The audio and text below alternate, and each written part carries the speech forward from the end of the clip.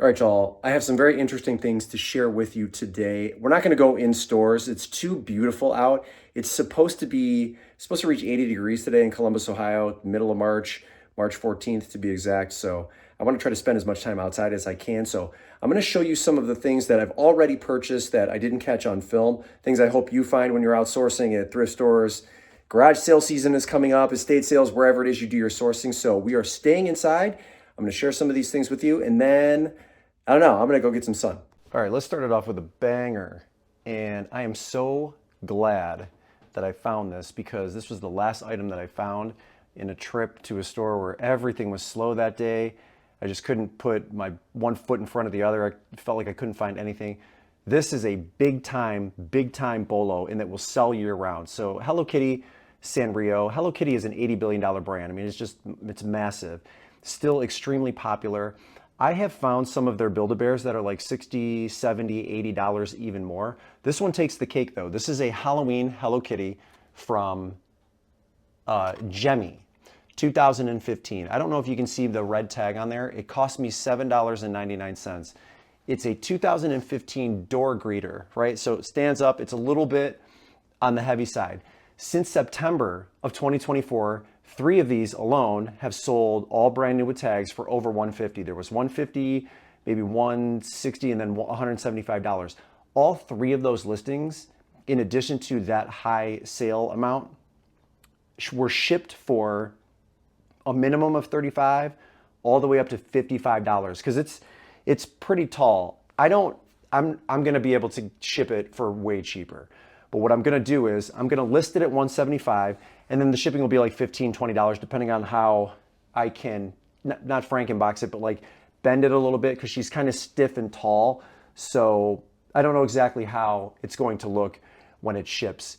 But to get this at the end of a very slow trip for $8 and have it be worth $175 is fantastic. I could put it at $200 and just offer cheaper shipping, and that would have still been less than those 3 sales, I think maybe cumulatively, that I saw.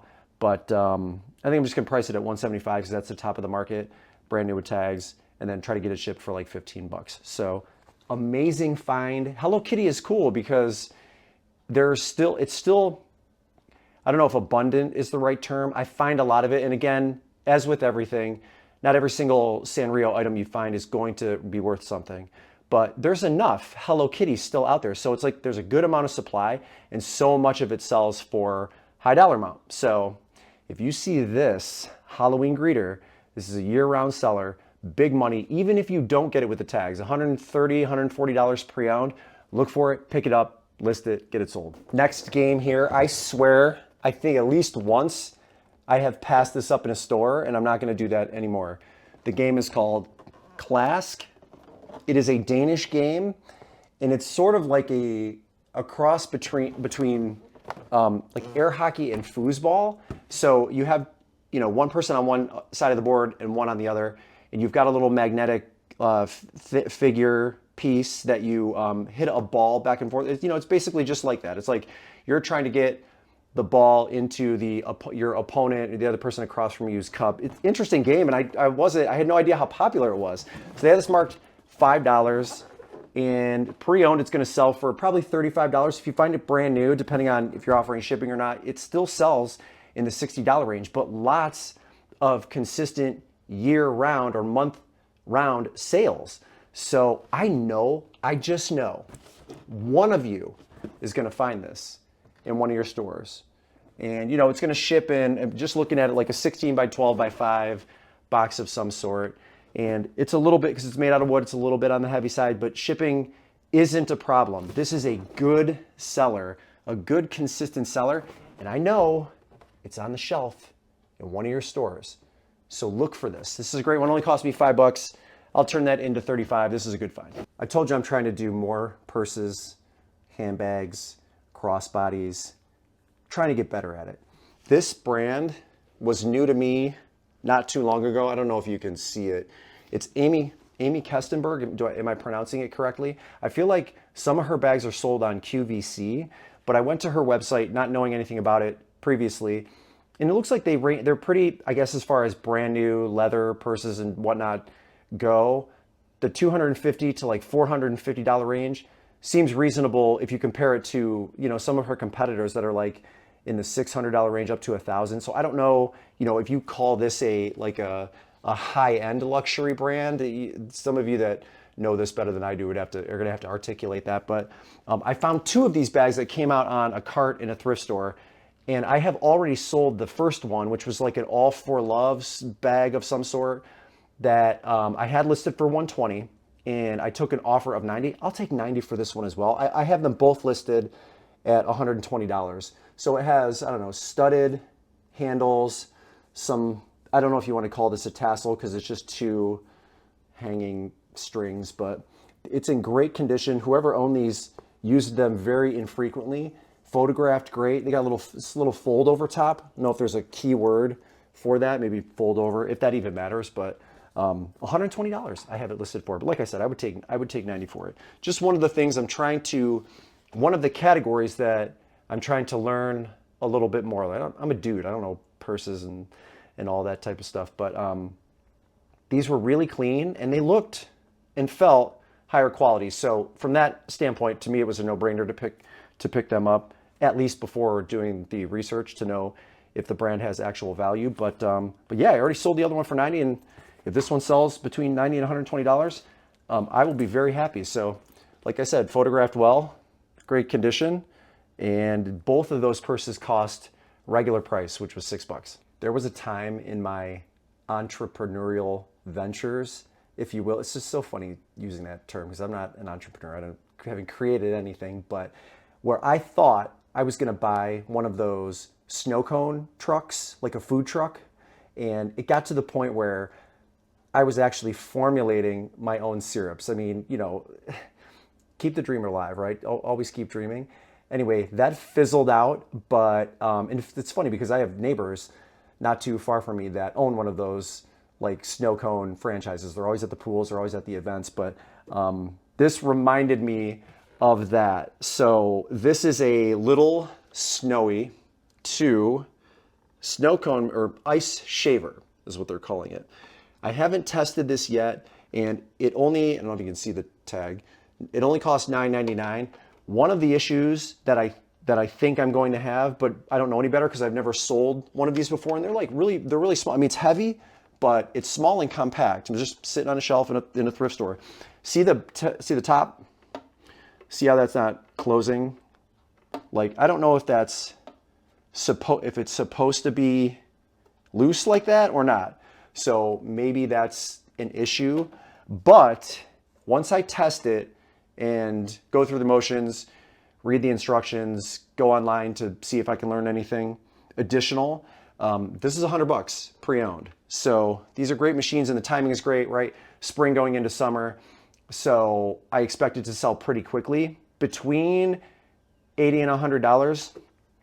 But yeah, it was going to be the snow cone dude. You could drive around, which makes no sense. I mean, I want to say it makes no sense, but I'm in Ohio. Like, how am I going to use it in the wintertime? Yes, there's plenty of indoor events, but who's buying snow cones, you know, in December at an event, like at a gymnastics competition? I don't know. Maybe it's a thing. Maybe it's possible, but I'm sure, you know, my neighbors have figured it out. But yeah, $100 on this, but I'm worried now because this thing doesn't look like it's shutting properly, and that could be why it was donated. So I don't know, but $100 on this. This is easy to ship. I think about that Starbucks box that is so versatile, the 16 by 12 by 13 one that holds their coffee or their syrups, I forget.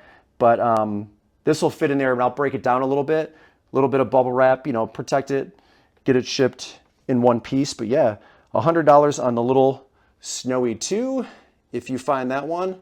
And I have 48 hours to return it if it doesn't work. Next, the little mini cameras.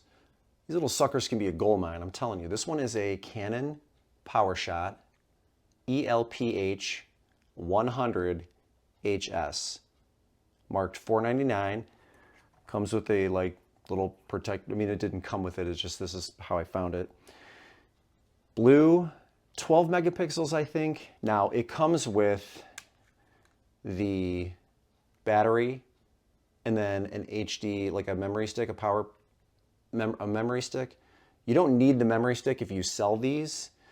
So what I'm going to need to do is I'm going to need to buy the battery charger, like the appropriate charger from eBay, charge the battery, and if it powers on and it holds a decent enough charge, I will sell it along with the charger. So they'll get the case, they'll get the little camera, and they'll get the charger for $150. It looks like the blue one sells pretty consistently pre-owned for $150, which is unbelievable at $5. So I really encourage you, I think some people also think when it comes to electronics that it has to be the most thoroughly tested. You have to test every single function every time, spend countless, however many minutes, hours doing that. You don't necessarily have to go that deep when you're testing an item. Some people will suggest you do that at all costs. I think what I'm trying to get at is I'm trying to encourage those of you that pass up on electronics because you think it's so much of a time suck or it's really time consuming to do all that. You really don't have to do that.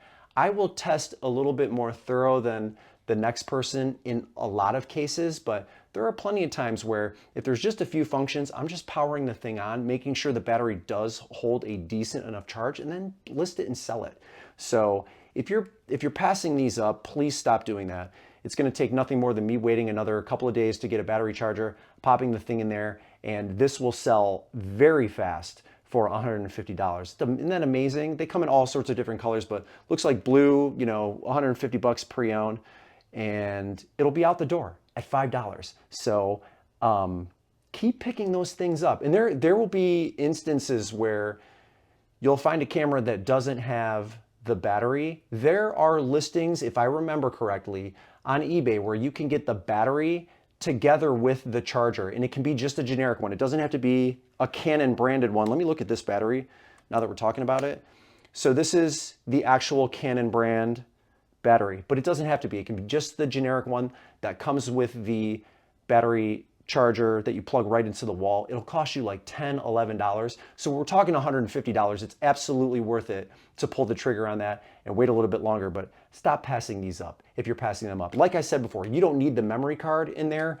And even if it doesn't have the battery, if you're running comps and the comps look like they're pretty good and it makes sense for you to buy the battery and the charger combo, or just the charger, do it, pull the trigger. Two pairs of Birkenstocks. The first one, the style on these is Lugano, and the next pair is Sienna. I'll show you those in a second. These are in very good condition. There's hardly any wear on the soles, and the suede uppers look amazing. They're in great shape. Birkenstock sizes kind of confuse me. It's a 37, which I believe is a lady 6, and the other is a lady 6 as well. Style matters and condition. I don't pick up Birkenstocks anymore if they are well worn. I think that ship has sailed. Maybe I'm wrong, but I don't grab them anymore. There's too much of them on the marketplace, and even in that condition, like I started, as I was doing it more and more, they were selling less frequently and less frequently. So I don't pick them up in that condition anymore. These are in great condition. And so pre-owned for the Lugano style, women's 6, we're going $55 on those. Good find because it is Birkenstock season. And then the Sienna with one N, S-I-E-N-A, like a gray gunmetal type of color, also in very good condition. The soles, same color, same condition. 55 on these as well. Same size, same basic condition. So same person. So yeah, Sienna, $55 on these pre-owned. Lugano, $55 on those as well. This style sells better in new condition. This one sells better in pre-owned condition. I don't know why that is. Maybe there's just more new condition Luganos on the market than there are, but it looks like, these still pre-owned 55 where they're selling for, 105, 110, 125, pretty consistently brand new. So 55 is very fair. And then I'm just going with what the market says for this color in a pre-owned condition.